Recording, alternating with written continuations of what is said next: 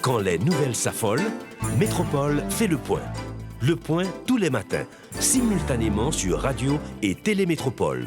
Le point est une courtoisie de la BNC, Unipièce, MSC+, Arcordia Shipping et Lissa Lotto. Madame, Monsieur, bonjour. Bienvenue à la rubrique Le Point de Radio et Télémétropole. Merci de votre fidélité, merci surtout de l'intérêt. Aujourd'hui encore, on va parler de la situation des Haïtiens à la frontière mexicaine et américaine.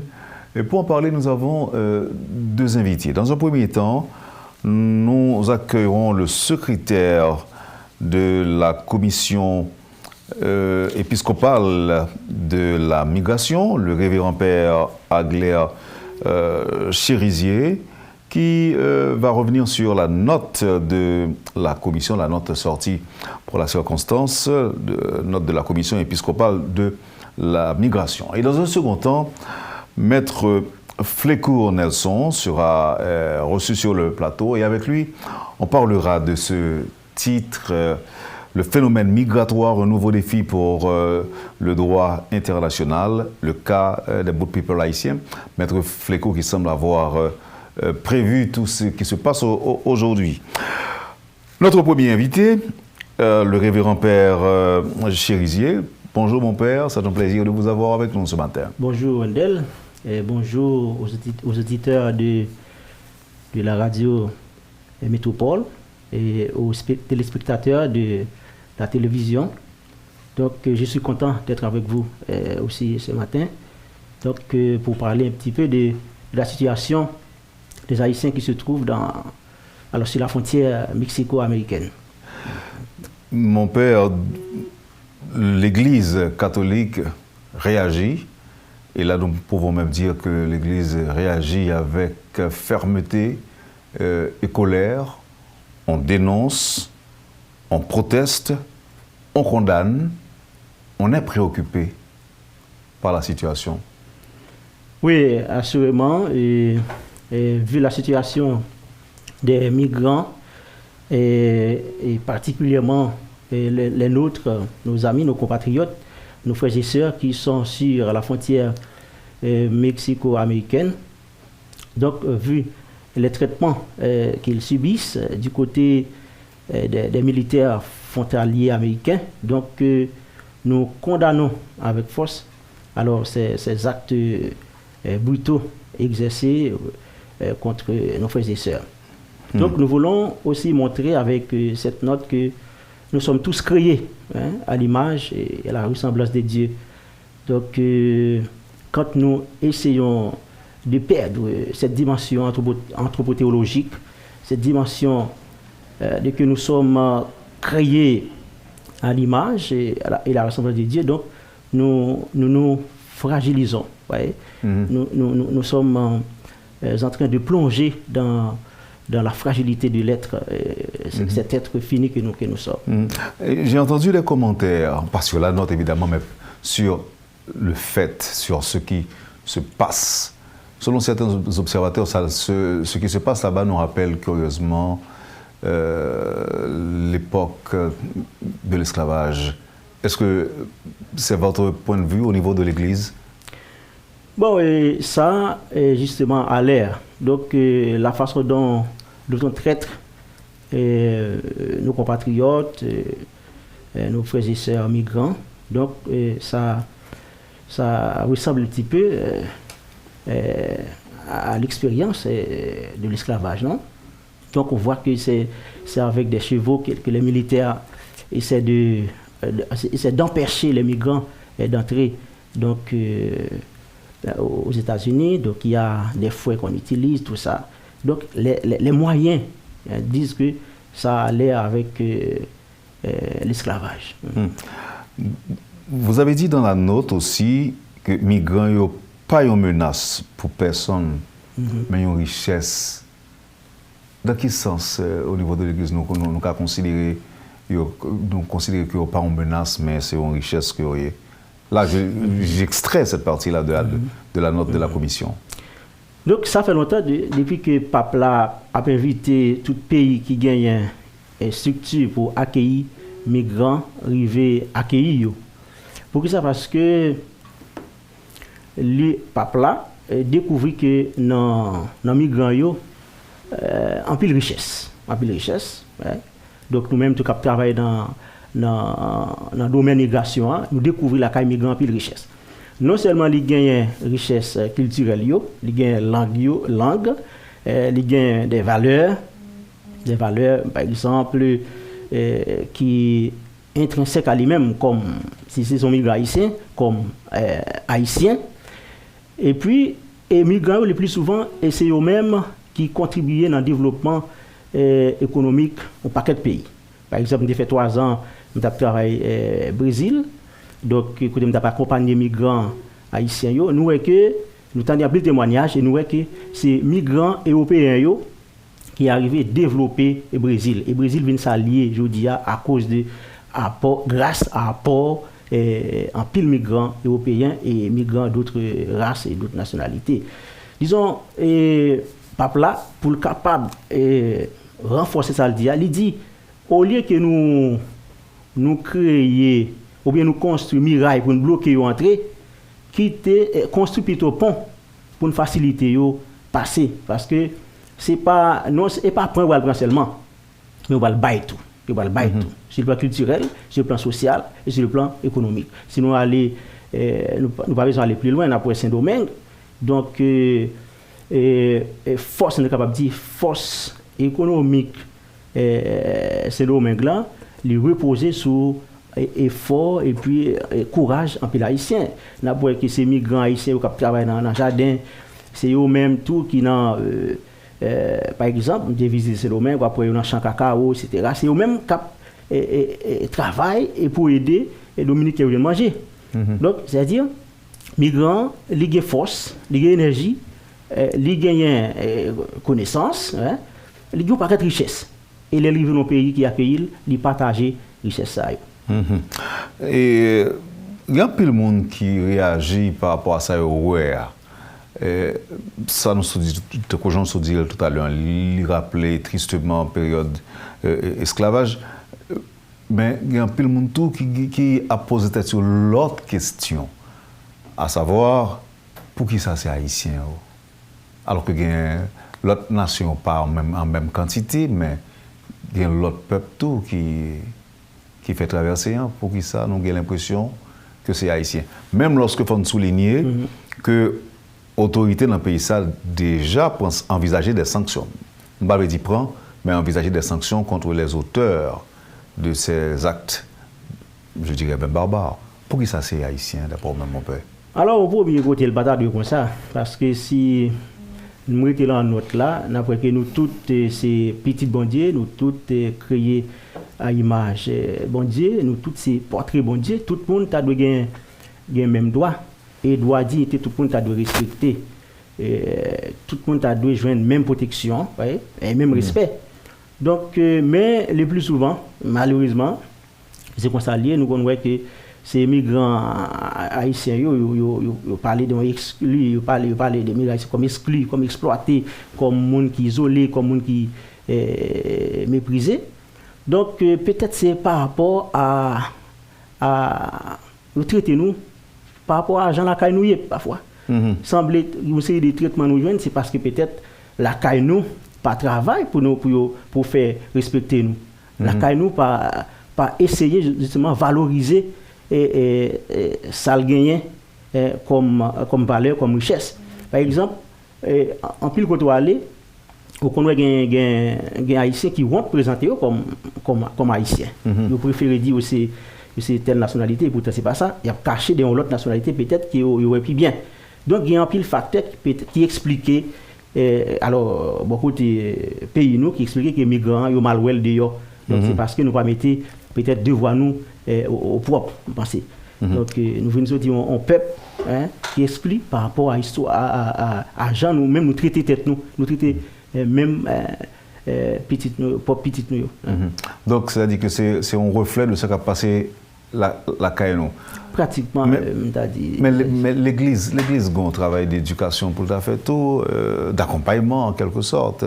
Est-ce que nous entendons jouer rôle ça ou mettre accent sur ça qui a passé côté n'a évolué côté n'a vivre pour avoir l'impression que les évêques, les prêtres, ils sont l'autre planète, ils vivent et qu'ils n'ont pas vraiment vous regardez la grande majorité des gens. Est-ce que nous avons un travail d'éducation, nous entendons faire dans ce sens-là? L'Église impliquée, disons, complètement et totalement dans la formation, il n'est pas visé en catégorie, mais c'est pour tout le monde. Ça fait, normalement, ou après au niveau de l'Église là, il y a un pile charisme. Par exemple, moi comme père, moi pas seulement dans le domaine de l'éducation, mais je peux accompagner les gens qui sont plus faibles, sur frontière, à essayer les gens qui sont dans une situation difficile, situation vulnérable, pour faire formation. Donc, c'est une façon, normalement, pour nous, entrer tout le monde là-dedans. C'est un thème que Papa met accent sur lui. Donc, peut-il parler de nous, le nous communautaire. Donc, il faut que nous ne pas parler de l'autre, mais on parle de nous toutes. Vous voyez, ces frères, nous toutes ces sœurs, fratelli et tutti. Disons, l'Église a essayé, avec accompagnement pastoral, accompagnement spirituel et formation, comment nous sommes capables justement d'élever tout le monde à la dignité d'homme, à la dignité de femme, et de fils et de filles de Dieu. Disons, que c'est au fur et à mesure, nous allons et fruits, mais l'Église impliquée justement à fond dans le travail. Ça. Et donc, cela, bon, je ne vais pas demander qui ça n'a fait pour les gens qui sont là-bas, mais les gens qui sont privés, nous impliqués du côté de l'ONM aussi? Nous essayons, et pour ne pas être indifférents, pratiquement, et sortir notre là, et après, capable de une action concrète qui nous est posée. Hein. Mais nous essayons d'observer, et après peut-être nous sommes capables d'agir, soit sur le plan pastoral ou spirituel, comme Église. Parce que ça ne peut pas nous, d'elle. Donc, l'Église là est toujours là, côté peuple là, à souffrir et lutter. Donc, toujours mettre nous bon côté faible. Commission a invité tout responsable politique haïtien à dialoguer rapide avec l'autorité pays Mexique et États-Unis. Et États-Unis, de quoi pour nous tous ensemble arriver à analyser la question de migration. Et puis, joindre bonne méthode pour résoudre la crise dans le respect et dans la dignité des droits migrants comme monde. Nous ne pas quoi que le trop tard? Il n'est pas jamais trop tard parce que le mouvement haïtien vers Mexique et États-Unis il toujours à continuer. C'est vrai, il a empêché Haïtiens d'entrer, il a refoulé un peu d'Haïtiens, il a rapatrié, mais il y a un mouvement qui est derrière toujours. Disons, il ne va pas empêcher. Il ne va pas empêcher pratiquement venir parce que les migrants ont peut-être pas. Donc, comme il y a un mouvement toujours continué, donc il faut qu'il y ait un dialogue, un dialogue qui est entamé entre autorités haïtiennes, alors responsables politiques haïtiens, autorités Mexique et États-Unis, justement pour être capable de joindre une sortie de crise, une solution. Mon père, dis-nous qu'ils ont compris ça qui a passé. C'est vrai que ce n'est pas aujourd'hui qu'on a fait traverser ça, a sorti, en fait, a traversé 10-12 pays pour essayer d'arriver aux États-Unis. Mais volume ça qui débarque en même temps.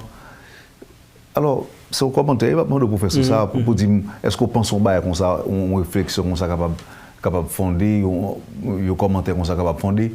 Moi, on estime que ça qui a passé à Semblon qui est planifié. Pour que ça, c'est brusquement. Bon, il était là déjà, nous d'accord. Mais pour période ça, où était 10, 20, 30 000 personnes décidé de déplacer ensemble pour débarquer au Mexique. Il y a un Haïtien qui a commenté ou dit que ça, c'est Semblon qui est planifié. Bon, je ne vais pas finir dans la logique ça, parce que moi, je connais que la migration, elle fonctionne en réseau. Et c'est comme, par exemple... Ah oui, s'il fonctionne en réseau, mon père, ouais, on va le planifier. Oui, il planifie peut-être entre eux, Donc, je ne peux pas dire que voilà, tu as un autre mouvement d'elle. Par exemple, une rivé, une prend route là, elle fait expérience, et il rivé, et puis il dit l'autre. Et puis même l'autre, ça, va essayer de dire que l'expérience est bon, voilà, c'est vrai qu'il y a une difficulté, nous mettre venir. Et c'est comme ça. Oui, mais il était capable d'un groupe de 10 qui décide de faire route là. Un groupe de 20 décide de faire mais 500, 1000, 2000, 3000 en même temps. Oui. On dit que les migrants ont une façon de communiquer, ont un langage, ils ont une propre lecture par eux des situations.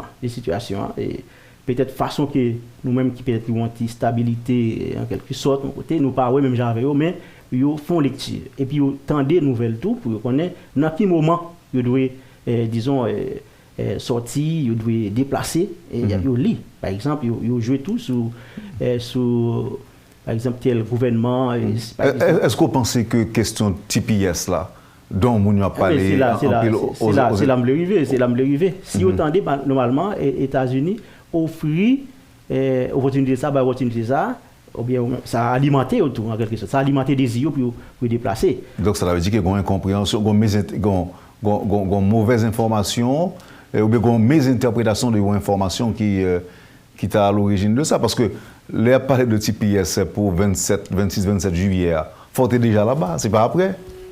Oui. Bon, et ça fait que les migrants lui-même ont une propre compréhension des situations. Voilà. Maintenant, mon père, avant de quitter aller, pour nous finir, on ne peut pas penser que nous-mêmes qui là, souterrain dans le pays, on ne peut pas penser que nous avons. Alors, on ne va pas parler avec ou non, on va parler nous-mêmes, moi-même tout. Est-ce qu'on ne peut pas penser que il y a des bagages qui doivent être faits pour que chaque monde assume une responsabilité et permettre à Haïti de tourner un pays qui est un petit li. Moi, Haïtien, d'abord se voir là hier, il dit longtemps, mon qu'on a chanté bonté pays alors là-bas, qu'on y allait déporter mon en Haïti, c'est crier mon à prier, c'est l'enfer que tourne. Est-ce que nous-mêmes Haïtiens, sortis sous simple citoyen lambda, passer sous décideurs, autorité pays, leader religieux, société civile, tout le monde, on ne peut pas penser que nous arrivons dans une phase là, côté d'une bonne matière à réflexion pour que nous puissions commencer véritablement à penser pays? Oui, je pense que ça tout, et c'est ça que nous dit dans notre là. Je pense que tu as dû avoir une prise de conscience pour côté tout haïtien à la ronde badet, donc garçons ou femmes, ouais. Nous avons supposé mettre nous ensemble, ouais, pour nous commencer à penser pays. Et ouais, tout ça qui justement empêche nous venir une nation vraiment. Par exemple, nous dans pile que par exemple avec problème de sécurité, problème kidnapping, violence, etc. Donc, c'est-à-dire on est capable d'analyser que c'est comme si que nous habitions par un pile mauvais sentiment. C'est comme si là nous voyons que nous pas nous comme frère accès. Donc on sort des haine haïtien pour haïtien, ouais, nous ne parlons pas l'autre. Nous n'a tué l'autre, ouais. Donc ça vient faire que il y a un pile monde qui voulait vivre dans le pays, sentir qu'il pas à l'aise pour le vivre, c'est dit bon voilà, c'est mon côté pour m'aider. Disons c'est comme si nous monde qui remet le pays li très minime et ça qui censé qui a habité par des mauvais sentiments, c'est comme si au plus, c'est comme si on a codé un bord, l'autre a décodé. Ça fait normalement commission a invité alors tout secteur, alors femmes ou garçons dans l'état, dans le secteur privé, dans le secteur religieux, on essaie de mettre nous ensemble pour nous reconstruire Haïti sous base confiance, ouais. Base fraternité, l'amour, solidarité, responsabilité. Oui, mais moi ça aujourd'hui, à mon père, on connaît que il n'y a pas prise dans le discours haïtien aujourd'hui. Aujourd'hui, en sac privatif, c'est gang. Oui.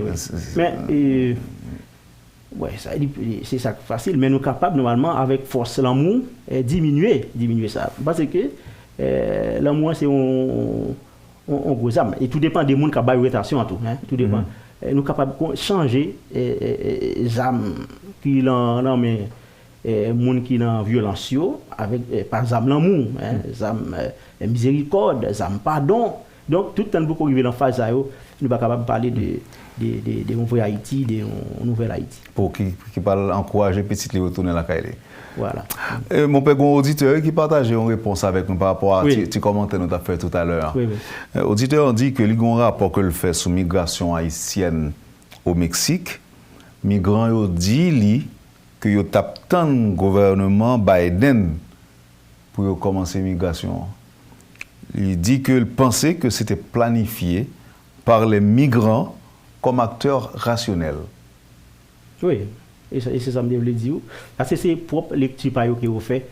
Vous connaissez quel moment pour commencer un mouvement migratoire vers les États-Unis. Vous connaissez qui, par exemple, qui monde qui inspire plus confiance, puis être capable d'avancer. Non, mais est-ce que pas parce que vous pensez que Biden a monté en tant que président démocrate et qu'il ne peut pas refouler les Haïtiens? Donc pour eux, c'est une opportunité. Oui, c'est une opportunité. C'est une opportunité. Donc là, est-ce que ça veut dire que le prochain gouvernement américain, prochain président américain, l'a gagné en campagne pour s'il pas veut en pile monde débarquer là, qu'il est mesuré par lui, s'il connaît pas capable de recevoir en pile monde, qu'il pas dit qu'il va ouvrir bras by migrants.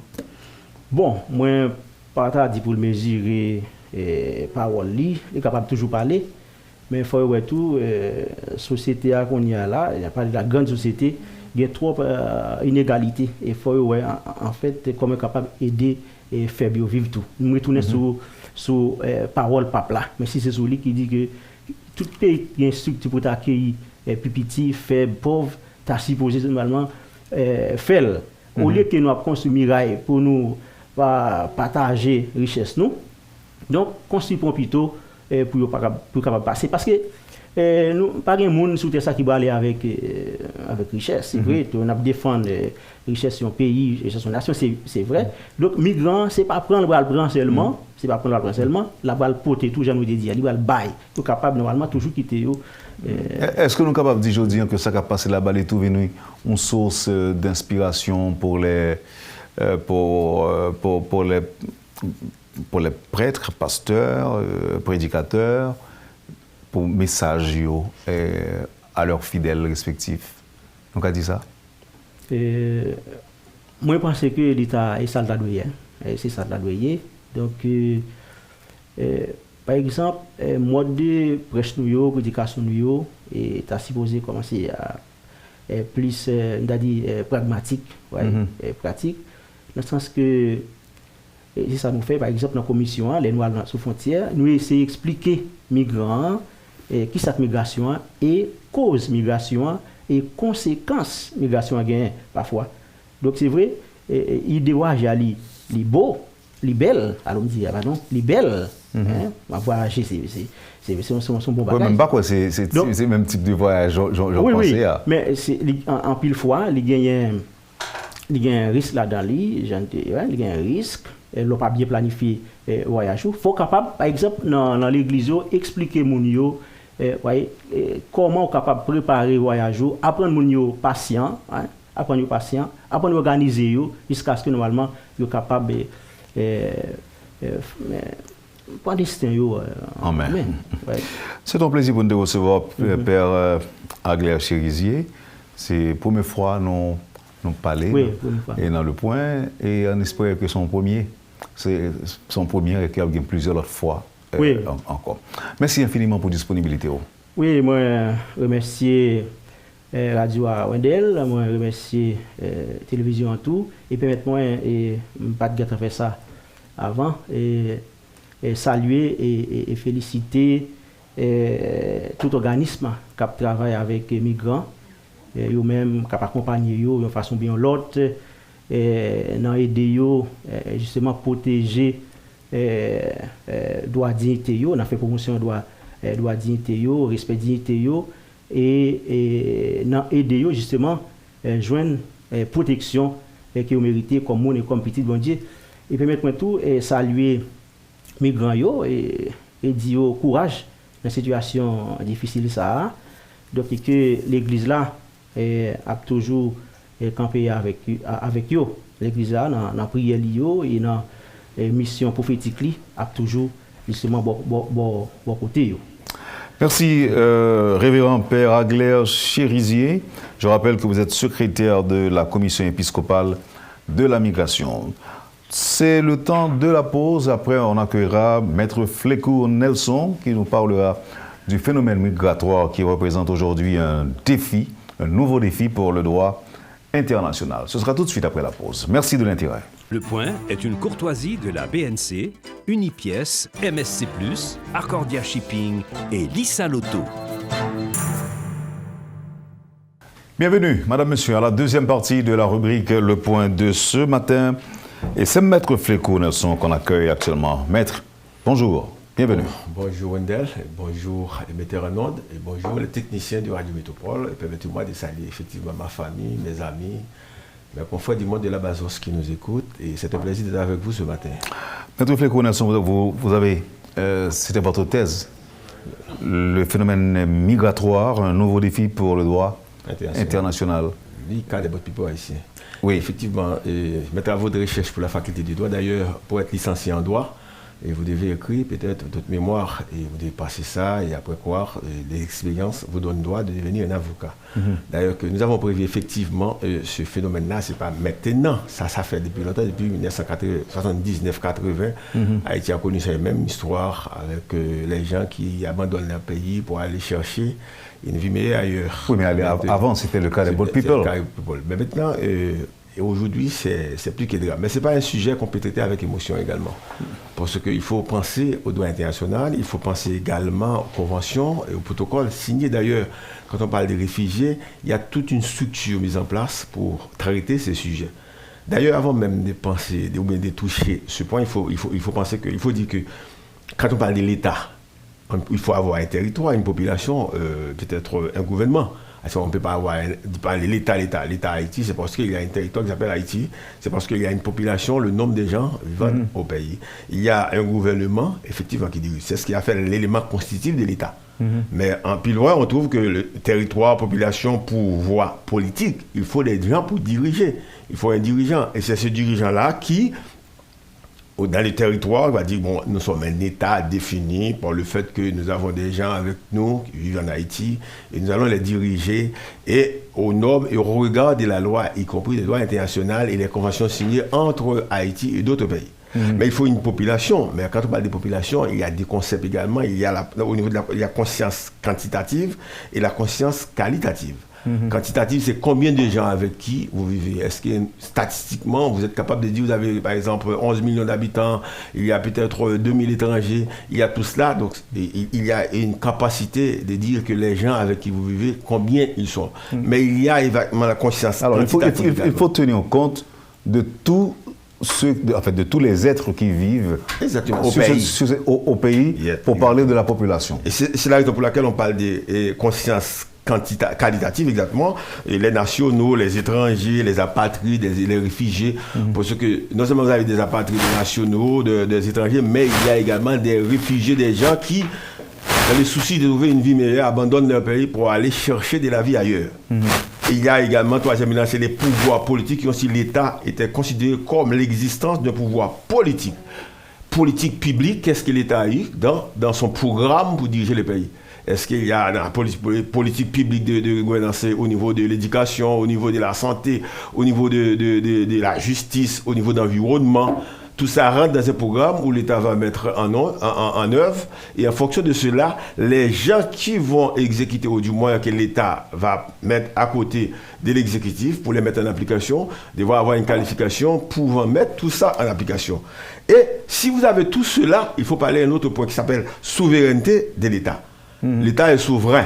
Et c'est à l'État d'avoir des normes, des lois, qui peut entrer chez moi et comment ces gens-là vont entrer chez moi. Est-ce que je vais accepter tout le monde de venir chez moi?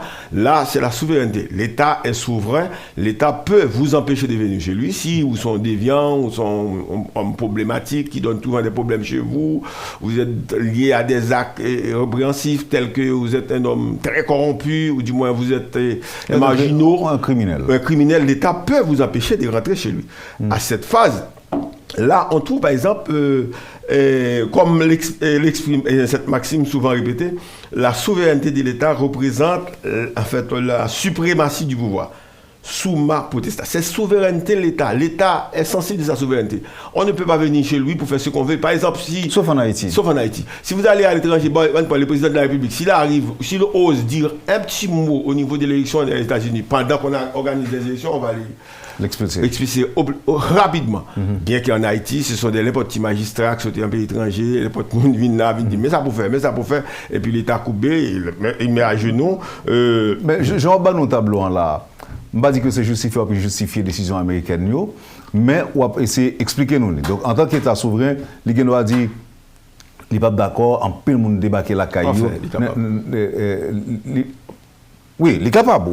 Ou sinon qu'il est capable de prendre des décisions pour empêcher que ça fait. Nous allons plus loin pour vous démontrer bien qu'il est capable, mais il y a des procédures tracées au niveau des conventions de 1951, du protocole 67, il y a tout ça qu'on va vous expliquer. Et là, nous comparer ça. Parce que là, on comparer ça, les gens qui se trouvent, on ne peut pas les prendre comme si l'homme des pierres, on les jette ailleurs. Alors, d'abord, dit que là, nous comparer décisions américaines, qui sont un pays souverain, qui a un règlement, a une loi, que eux-mêmes voulaient faire respecter. Et là, nous comparons avec Bolakay Pano et mercenaires entrés, facilement, n'importe qui entré. Alors, est-ce que chez nous, on peut parler de l'État également? C'est la question que j'allais vous poser. Parce que chez nous, nous n'avons même pas parlé des dirigeants.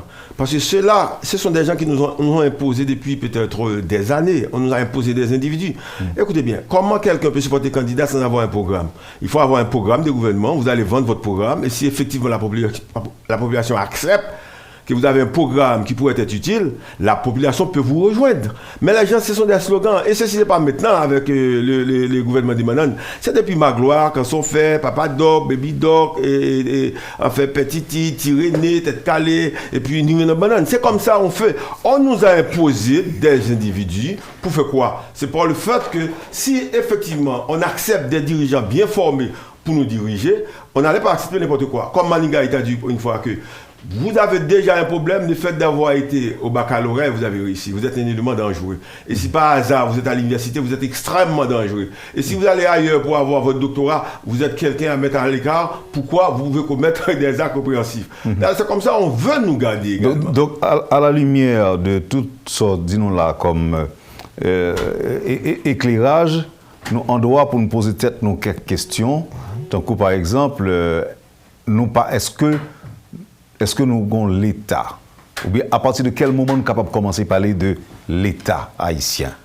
D'ailleurs, comme je viens de vous dire là, si vous avez une population, vous avez un territoire, vous avez un gouvernement, vous devrez avoir un État. Mais pas un État qu'on va vous imposer. On vous dit, bon, moi, ça, quelles que soient les circonstances, acceptez-le. Et vous devez accepter. Par exemple, il y a un exemple qui s'est passé après l'assassinat sans pareil, on pourrait dire. C'est vraiment, on nous a traités comme des... Je ne trouve pas de mots pour dire comment on nous a traités après avoir assassiné Jovenel. C'est vrai que Jovenel a travaillé pour amener le pays de cette situation médiocre où les gens peuvent entrer commettre n'importe quel acte répréhensif. Mais après l'assassinat, pas même un mois, on parle d'élection. On n'a même pas pensé à un deuil national. On n'a même pas un respect pour le pays pour dire mais non, un pays qui a perdu son président peut-être doit reprendre pour commencer. C'est vrai qu'il était un président de facto. Moi-même, je l'ai critiqué à tort et à travers. Mais accepter qu'on vienne l'assassiner, ça c'est couillard. Oui, mais est-ce que en pile le monde qui n'est pas d'accord avec lui, pas déjà assassiné? Bon, bien entendu, c'est pas assassiné. Non, assassiner physiquement, c'est Mounsao qui finalise les plans, mais tu commences à assassiner déjà. Moi, j'ai dit autrement. Pourquoi? Parce que vous vous rappelez, les grands phénomènes, des gens arrivent ici, qu'on appelle le mercenaires, et on les a arrêtés, on les envoie au cabinet d'instruction, mais c'est Ali qui était ministre de la Justice qui les a relâchés sans avoir même mis devant le juge désigné. Y compris, il y a quelqu'un encore à l'aéroport à mettre des armes de destruction. Et puis on est en Haïti, on prétend avoir arrêté pour aller à la DCPJ, après on l'a livré pour partir. Mais écoutez bien, si effectivement un pays où les gens peuvent rentrer faire ce qu'ils veulent, un jour ces mêmes gens que vous avez autorisés peuvent venir contre vous-même. Si je suis venu ici, c'est parce que vous m'avez invité. Mais si je rentre ici comme si rien n'était avec une m'a fait, je rentre, vous ne dites rien. Les gens disent, mais un jour, je vais venir ici pour mettre tous les gens dehors. C'est la raison pour laquelle je dis que quand il y a un État, l'État doit avoir un regard positif sur l'avancement de son pays. Donc maintenant, en gros, Maître Flécourt, nous devons comprendre Nous devons essayer de comprendre les États-Unis. Bon, nous allons dire même que la souveraineté de l'État est la pierre angulaire du droit international public et signifie l'indépendance dans leurs relations interétatiques. Donc, c'est pas d'accord, je suis d'accord avec la façon que les États-Unis ont traité les Haïtiens. Mais il y a une façon de traiter les gens qui viennent chez vous, peut-être par le fait que vous-même également, vous les avez contribué de venir chez vous. Parce que quand vous pénétrez directement dans le fonctionnement d'un pays, parfois vous avez même imposé des gens mal formés, avec des plans mal fagotés. Pour diriger, c'est tout à fait normal. Finalement, on va être fatigué. Donc aujourd'hui, on a tout détruit. On a détruit l'économie. D'ailleurs, on a détruit les institutions qui peuvent produire peut-être un allumé pour les gens. On a détruit la valeur académique. On a détruit la justice. On a détruit tout. On nous a laissé comme si nous sommes en plein océan, mais nous ne savons pas comment sortir. Bon, maintenant, genou ouvri qu'on est là. Genou ouvri. Donc, ouvri, nous, qui fait une pauvre? Qui est-ce qui détruit l'institution? C'est ligne pensée au pas vrai? Oui, parfois. Oui, exactement. Nous avons pu constater effectivement pourquoi nous sommes dans cette situation. Mais laissez-nous choisir déjà. Parce que nous sommes en 21e siècle, on ne peut pas choisir n'importe qui pour être sénateur, député, président. Dis-moi, fou vrai, donc il faut au moins qu'on accepte des gens capables de venir ici, de prendre de la parole. Mais combien de monde qui est en cours, Maître Flécourt, qui ont question au même genre? Il y en a, mais ils sont très hypocrites également. Ils refusent de le dire. Parce que nous avons une organisation que nous appelle Coalition Mes Propres pour le développement national. Moi, je suis un dirigeant de parti politique. C'est le Parti révolutionnaire intégré d'Haïti. Nous disons que, en lieu et place d'avoir 10 000 candidats, pourquoi que nous ne sommes pas réunis pour avoir peut-être 50, 20, 30 partis politiques qui vont aux élections ensemble? C'est la raison pour laquelle nous avons formé le Coalition Mes Propres pour le national. Coalition Mes Propres. C'est quoi Coalition Mes Propres? Nous disons il y a trop de bêtises. Les gens ont volé tout ce que nous avons. Ils ont toute journée, c'est au ONA, c'est au Fatma, c'est à PN, ce sont des voleurs partout et ailleurs. Nous disons nous cherchons des hommes ayant les mains propres pour pouvoir supporter candidats. Et c'est la raison pour laquelle nous disons qu'au niveau de cette coalition, nous sommes candidats pour la candidature. Ma candidature est sur la table, le vote est sur la table et on va choisir le meilleur gars. Si on a choisi que c'est Wendel qui est mieux placé pour gagner, je dois enlever ma candidature pour rejoindre Andel, permettre à Andel de gagner. Maintenant, si Andel arrive à gagner, on gagne tout. Nous tout gagnons. Mais si on veut, tout le monde doit aller aux élections, sans formation, sans un programme, sans honneur. Et ensuite, vous n'avez pas même droit à un certificat. Pourquoi? Parce que la façon que vous avez traité avant, vous devez rester en prison. C'est peut-être par accident, ou du moins par zamita que vous êtes dehors. D'où on ne peut pas accepter moi qui allait et supporter candidat juste pour détruire. Alors, pour rester dans la rubrique et réfugiés, nous avons mérité là-dedans. Nous pensons que faut que nous rebattions 4 là pour nous dire bah, l'argent. Oui. Par exemple, notre joueur américain nous dit qu'il veut venir. Mais moi-même, pas joueur américain veut venir, moi je me fâche parce que l'Américain ne peut pas, en 21e siècle, utiliser des chevaux pour piétiner les gens, et puis jeter les gens dans un cachot, et puis priver de l'eau, et puis il y a une dame qui parle, il a passé près de 5 jours sans se baigner. On ne peut pas faire ça. États-Unis, un grand pays comme les États-Unis, si je veux aller en Floride et vous allez au Caille, ma privé en vent, je ne peux pas tirer la main. Donc, réfugiés ont un statut tout en d'elle. C'est la convention relative au statut des réfugiés qui a été conclue sous l'auspice des Nations Unies à Genève le 28 juillet 1951, qui est l'indice du nouvel équilibre de la moralité internationale. Les Nations Unies ont réussi à donner corps à un document que l'on peut considérer comme un véritable charte des réfugiés. Ce document constitue la charte la plus compréhensible qui a été rédigée au sujet des droits des réfugiés. Elle est également le code moral le plus internationalisé à ce jour à l'égard des réfugiés, puisqu'elle a adopté à l'unanimité par leurs représentants des 24 nations. Il est possible qu'elle constitue aussi la mesure la plus concrète prise à ce jour à l'égard des réfugiés en application de l'esprit de la Déclaration universelle des droits de l'homme en 1948. Le fait d'accorder ces droits aux déracinés et aux bannis constitue la preuve la plus frappante que la conscience humaine n'a pas complètement disparu malgré les tensions et les contraintes de notre époque. Cette convention est remarquable sur 3 aspects, car elle s'applique à un nombre sans précédent de catégories de réfugiés et elle prévoit la constitution d'un organe des Nations Unies chargé de surveiller la mise en œuvre de ces dispositions. Ces dispositions sont le résultat des efforts accomplis en vue d'introduire dans le droit international l'intérêt humain à apporter aux réfugiés, et fait qui a commencé avec Northern Treaty après la Première Guerre mondiale, qui se sont poursuivis par les accords de 1926, de 1928, suivis des conventions de 1933 et de 1938. Il n'y avait toutefois que le droit de son foyer. L'innovation consiste dans les grandes variétés. Certains groupes de réfugiés, celui porté de tous leurs réfugiés, ne bénéficient pas des soins d'une autre institution des Nations Unies et qui se trouve hors du pays dont ils sont considérés comme ressortissants. Effectivement, en 1951, il y a une convention en vue de protéger les réfugiés. Pourquoi? Parce qu'il y a des gens qui abandonnent le pays. Pourquoi? Parce qu'ils ont des problèmes économiques, certes, mais des problèmes ethniques, des problèmes politiques, des problèmes religieux. Ces gens-là, nous ne sommes pas les seuls. Il y a là que plus loin, on veut parler des Haïtiens. Et il y a Afghanistan, Irak, Sri Lanka. Tous ces pays-là ont les mêmes problèmes que nous. Mais malheureusement, pour nous autres, nous avons un traitement particulier. Parce que quand les Haïtiens arrivent, on ne donne pas le même traitement avec les gens venant de Saint-Domingue, de Kiba et autres. Effectivement, nous n'avons pas préparé nos Haïtiens pour aller là-bas également. Parce que nous avons un débat aux États-Unis récemment, côté que intervenant a dénoncé promesses, par exemple, l'administration Biden a fait à des Afghans. À des Afghans, par exemple, côté qu'il dit qu'il est paré pour recevoir 95 000. Côté que les Américains ont dénoncé le fait qu'ils n'ont pas paré pour recevoir 8 000 de mon pays qui voisin. Un point que je t'apprends avec ou par rapport à ce que vous dit il y a quelques instants, Maître Flécourt, l'on a parlé de souveraineté. Ça lié, j'en comprends, souveraineté. Genre, il y a des gens qui pensaient que ça, c'est une vision traditionnelle et même dépasser de la souveraineté.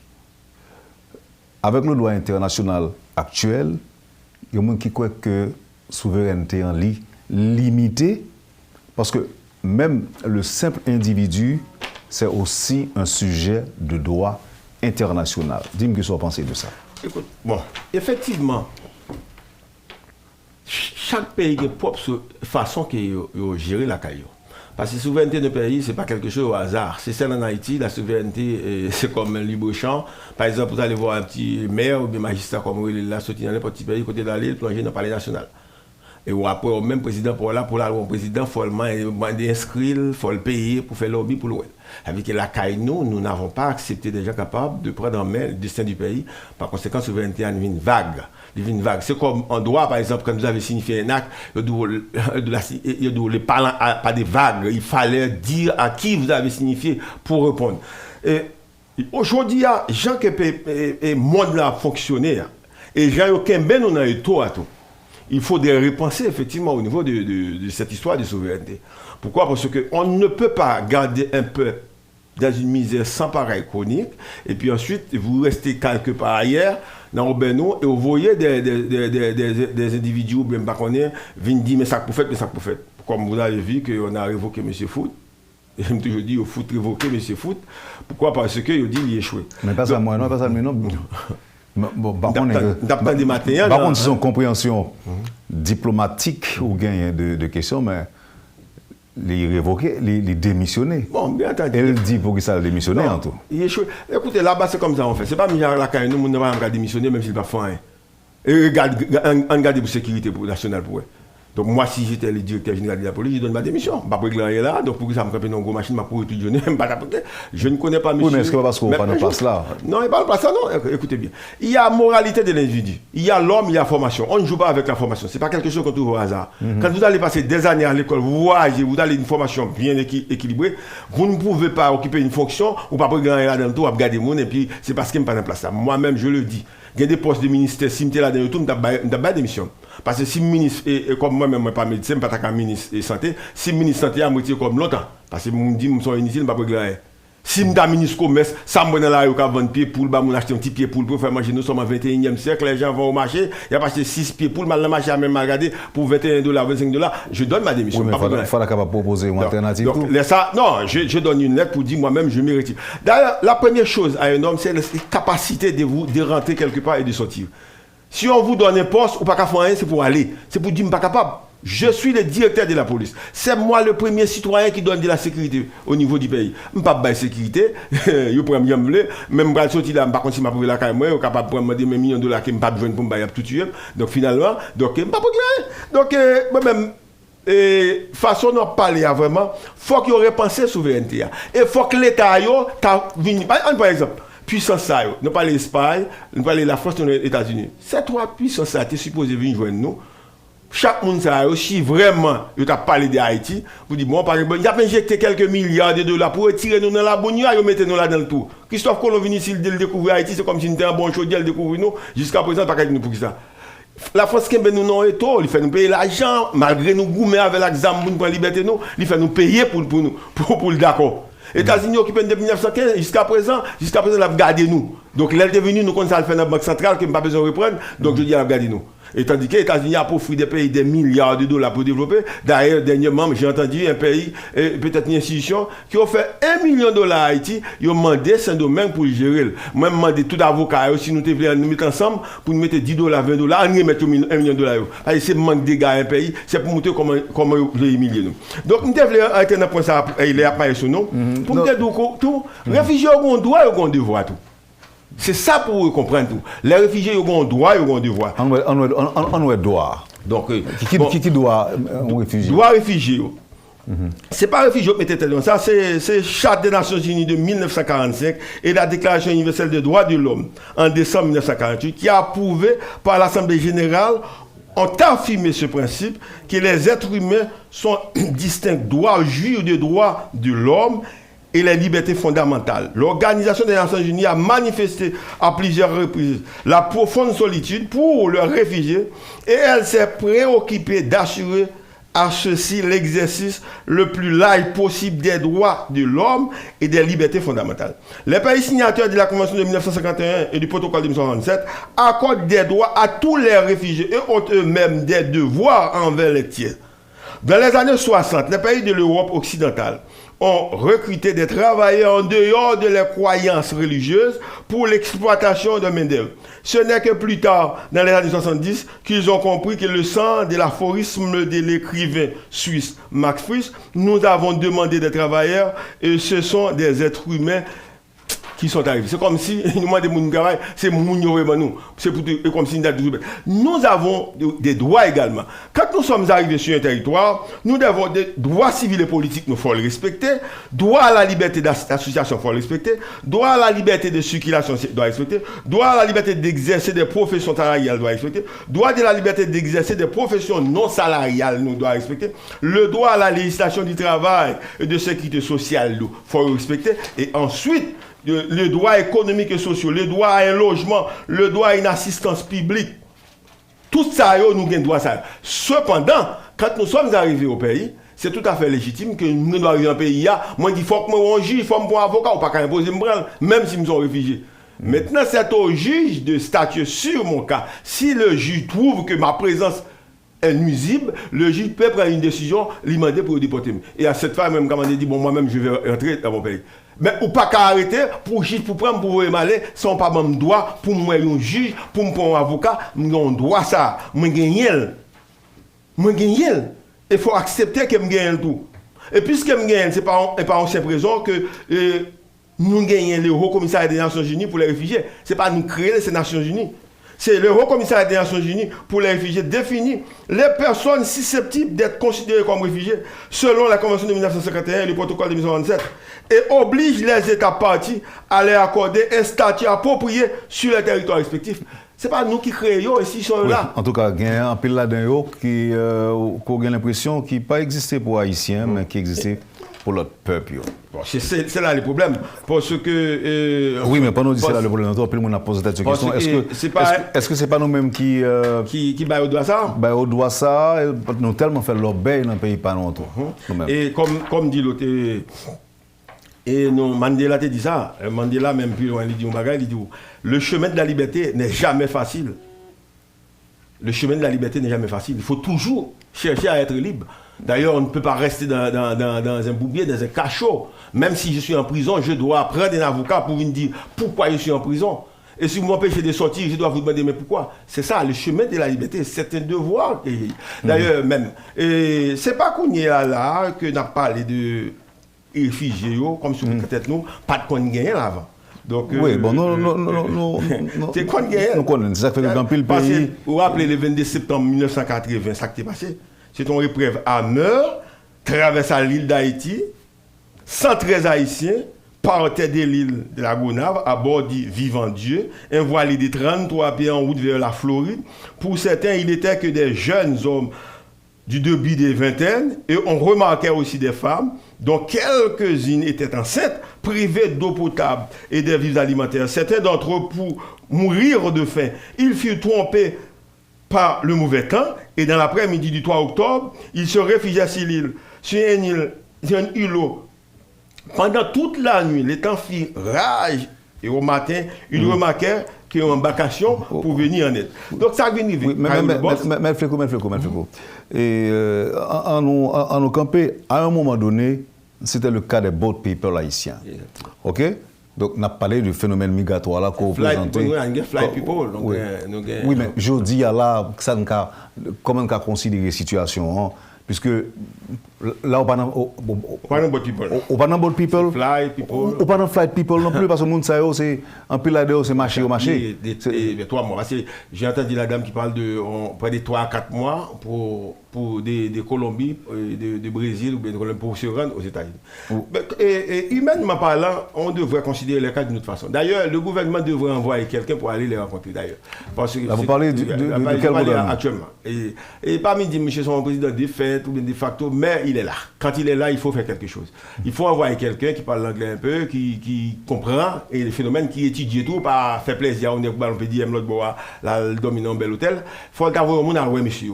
Il faut qu'il y ait des avocats qui. Oui, maintenant, alloué qui est? Alloué réfugiés ou bien alloué autorités mexicaines et américaines? Premièrement, il doit voir des gens pour allouer réfugiés, qui sociologues, qui capables psychologues parler avec eux, mais il faut voir tout des avocats qui pourraient non seulement autorités mexicaines, y compris autorités américaines. Mais ou bien des gens qui sont déjà là pour ça, ou bien ambassadeurs, ou bien des représentations diplomatiques aux États-Unis, ou bien tout au Mexique, pour qu'ils soient obligés de dépenser l'argent pour aller ça. Ce n'est pas sans avoir pendant ces derniers temps, donc diplomatie à théâtre.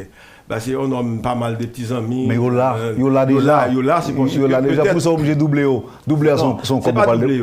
Parce que pour Ariel, jusqu'à présent, Ariel, pas qu'on ait pied à tel comme chef de gouvernement. Parce que, bon, moi, même au notre niveau, même publication le fait dans le Moniteur, où le secrétaire général dit non, les nuls et des nullités radicales. Pourquoi? Parce que. Qu'est-ce qui a raison? Oui. Le secrétaire général, bon, là c'est avocat. Non, le secrétaire général n'a pas de raison. Pourquoi il n'a pas qu'à dire il a raison? Parce que par rapport à la hiérarchie des normes, il est en autorité subalterne. Et vous allez me dire que Ariel est illégal, mais qui est légal? Parce que depuis. S'il était légalité, Ariel ne devrait pas être là. Si c'est légalité, Ariel n'a pas aucun droit de signer un arrêté pour le mettre en gouvernement, parce qu'il n'a pas qu'à faire. C'est parce que nous vivons dans l'illégalité totale et c'est comme si nous baignions dans la rivière de l'illégalité. Donc le secrétaire général ne peut pas rester en face d'Ariel pour dire que tout ce que vous allez faire là, je vais le renoncer. Donc Ariel, en tant que supérieur, peut prendre des sanctions contre vous-même. Parce que si c'est Ariel qui nomme comme ministre, par exemple, d'ailleurs, je crois que vous avocat, vous devez respecter une norme supérieure hiérarchique. D'ailleurs, vous êtes ici journaliste, présentateur, c'est bien, vous faites un bon travail, tout le monde apprécie, mais il y a quand même quelqu'un qui dirige Métropole. Donc celui qui dit Métropole, si vous n'en pas qu'il paraît, mais après attention, regardez cette ligne. Même, par exemple, je suis venu ici comme invité, si dans le sujet que nous sommes en train de traiter, moi-même, je ne respecte pas les normes, et vous allez dire, bon, Maître Fleco, essayez donc... vous allez me dire ça. Pourquoi? Station, une structure, une norme, une façon de fonctionner. Eh bien, pour le cas d'Ariel, puisqu'Ariel est là comme Premier ministre, de fait ou de facto comme on veut, mais en attendant, si vous n'avez pas montrer qui est-ce qui apprend une norme, qui apprend, donc c'est lui qui apprend. C'est la raison pour laquelle moi je dis que lui, il n'a aucun droit d'adresser. D'ailleurs, il ne peut pas adresser une requête au directeur général de presse nationale. Il n'a pas ses droits. Parce que l'IPA découle de lui-même en tant qu'autorité. Prestation n'a pas dépend de lui-même. Directeur, ça, il est capable de faire n'importe directeur tout, directeur de la police, directeur immigration, directeur... Voilà, moi, on va exactement ça. Mais Alexis, tu dis, je dis, mais vous dites quoi des prescrits légaux? Il y a des prescrits aussi légaux. Oui. Par exemple, s'il y a des prescrits légaux, nous devons vivre dans une situation régulière, régalienne. Est-ce que nous sommes là? Non, nous ne pas la donner. Mais est-ce que ça veut dire que nous sommes obligés, tête baissée, à violer la loi? Non, nous pas qu'à violer la loi. Tête baissée. Mais il faut que moi, c'est pas qu'on y a, non. On n'a pas fait la loi. Par exemple, un système et la justice. Ça va la justice, non?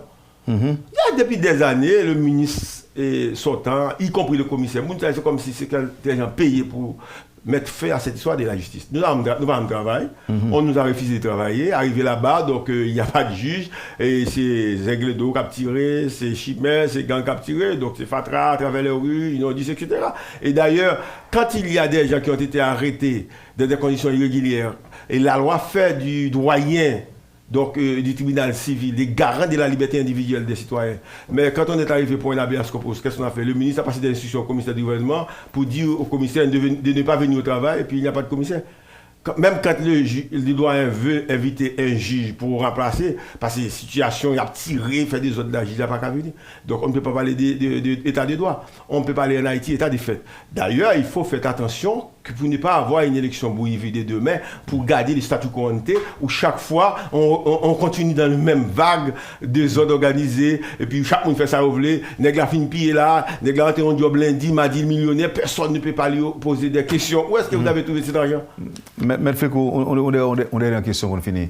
Il y a un peu de monde qui pensait c'est pour mettre de l'ordre effectivement dans le pays, pendant la période de transition, au besoin de bon dictateur. Est-ce que son point de vue qu'on partage vous-même? Mais la loi, c'est la dictature. Dès qu'il y a application de la loi, c'est purement de la dictature. Non, la dictature des lois, ok, bon, moi, il y a plusieurs bagages sur ça tout. Je continue des sous-lits, peut-être pas autant que vous.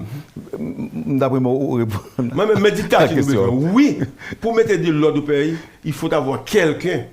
Ce quelqu'un-là doit avoir, premièrement, autorité, deuxièmement, dignité, honneur. Quand il parle, il parle. Moi-même, est-ce qu'on va jouer ça dans le Premier ministre?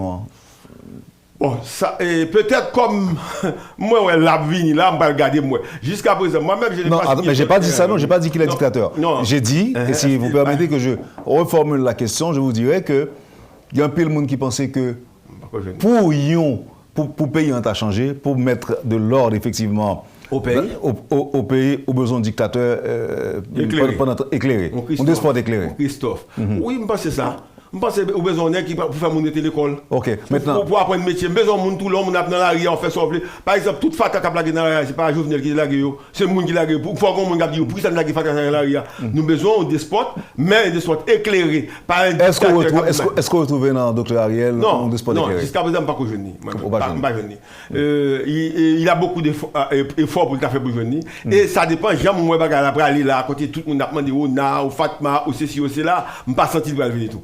Parce que si moi-même je suis de l'opposition, je veux signer un accord par lequel je pose ma signature pour dire au Premier ministre, nous allons voir de quelles mesures nous pouvons aller de l'avant pour une stabilité, pour une structure auquel que demain si je veux nous aller mieux, je ne peux pas dire pour me signer, il faut que tel ministre. Êtes-vous de l'opposition à Ariel Henry?